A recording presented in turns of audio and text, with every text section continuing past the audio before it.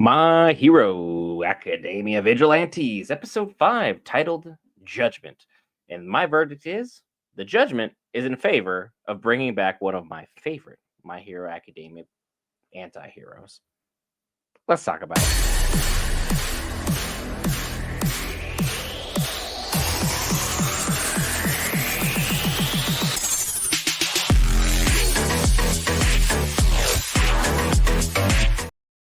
All right, guys, Brett here back for Geek Variants. Cover all things Marvel, DC, Lord of the Rings, anime, gaming, Star Wars, and more. This time, I hear Academia Vigilantes, episode 5, titled Judgment. This was more of a foundational episode. As far as action is concerned, we had very minimal of it. As far as bloodshed, we had the maximum amount of it. And as far as justice being taken too far, yeah, that definitely happened. I wouldn't really call it justice. At this point, it was just straight up vengeance for what we're not quite certain, but at the same time, we were introduced to a new character in this episode. And by new character, I mean if you haven't watched My Hero Academia, you should probably do so and then circle back. Or I can just give you the quick synopsis here, right? Easy. Since no one's going to circle back, might as well give you the synopsis on it right quick. While this was a good episode, Stain has reemerged. And while you're like, Stain, don't you mean the dude that was out here taking people's blood and was talking about what a real hero is and was talking about all the issues in hero society? And it turned out he was not just kind of right, but he was 1,000% right that the heroes are only in this for the money and they don't care about the people and they're not here for them in any way, shape, manner, or form. That Stain? Yeah, that's Stain. Standall Stain, one and the same. And as this takes place a couple years before, we're probably going to learn just exactly how he became who he, is introduced to us to later on in My Hero Academia. Because remember, My Hero Academia happens after My Hero Academia Vigilantes. It's kind of weird going back in time after being 7 seasons in with another timeline, but just bear with me for it. And while Stain, when we do meet him in My Hero Academia, he's someone who was like, there's only one true hero in this entire world. His name is All Might. That's it. That's the list. Even though All Might has the most merch, memorabilia, posters, action figures, comics, you kind of get the gist here. I mean, he's even been in comics with Deadpool, for crying out loud. So at a certain point, you'd be like, the dude's been merched out. He's probably about that money. Nope, he's really just all about being the symbol of justice for everybody, for everything, and trying to enact his version of bringing peace to the world. Stain, on the other hand, takes things from what is very simple, I just want to bring peace and security to everybody, to an umpteenth level where he's like, no villain is allowed to live. Everyone has to go. I can be the only one to enact this kind of justice. The only way there's no villainy is if they're all dead. And for whatever reason, that's Stain's motivation. It's not a good one. Like, his thought process on that heroes are skewed and they only care about the money, correct.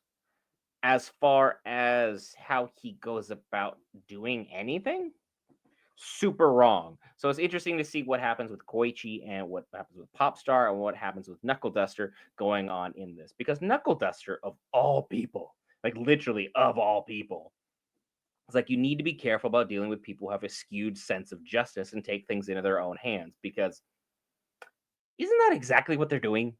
They're people who have the sense of justice because the heroes can't be around everywhere that they take justice into their own hands. Isn't that why this whole little power group was formed here? Like, isn't that exactly what's happening here? Are we not all on the same page of we are taking justice into our own hands and so is he? I think the only difference is we're just knocking him out cold while we chase around this drug IDEO trigger. He's out here just eliminating everybody who's been on it at any point in time for any number of reasons.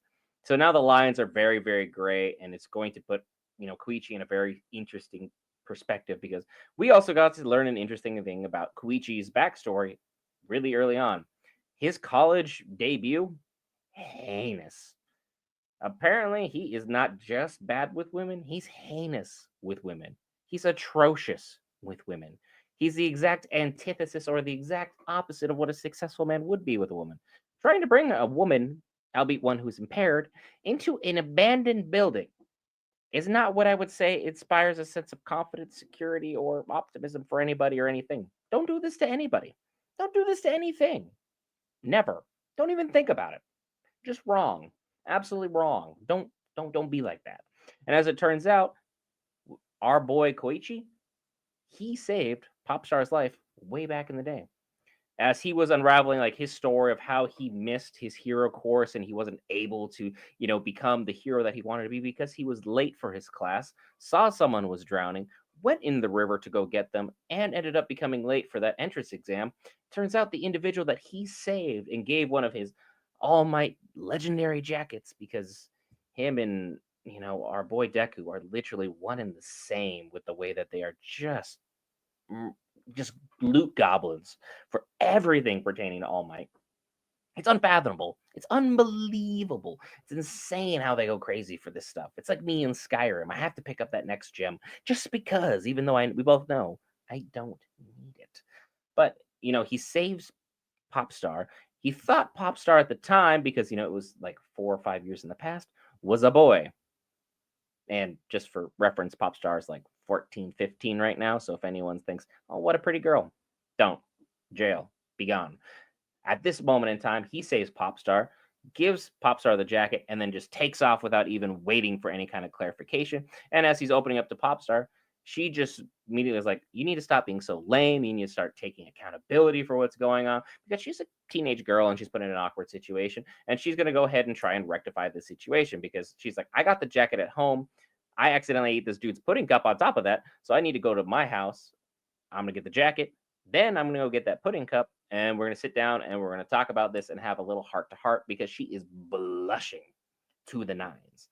She is absolutely cheeks red, blushing about Koichi. And she's known who he was this entire time. And she's played it off pretty coy thus far. But I think the emotions have just finally built up enough to where some semblance or attempt at a relationship is going to be made.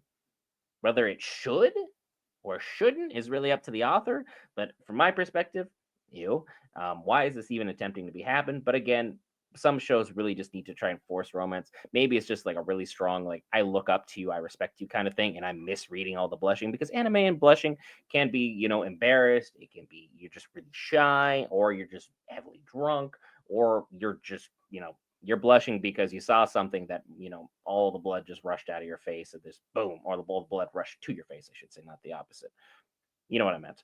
And people just kind of have to roll with it. So hopefully it kind of fosters a sense of what's going on here. And as the episode went on, they kind of were about to get a brand new lead. It turns out that brand new lead happened to be someone that they arrested, who apparently has a strong sense of justice. And it was a dude who was literally trying to shank everybody.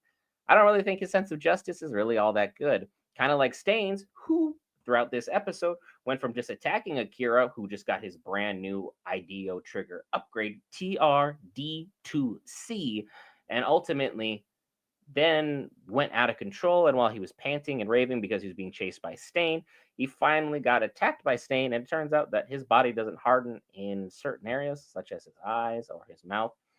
And Stain threw items, kunai more than likely, directly into his eye and into his mouth, causing him severe pain, only to finish him with a sword, which Hachiska, our bee queen, has still continued to see what was going on and is more intrigued than horrified by this.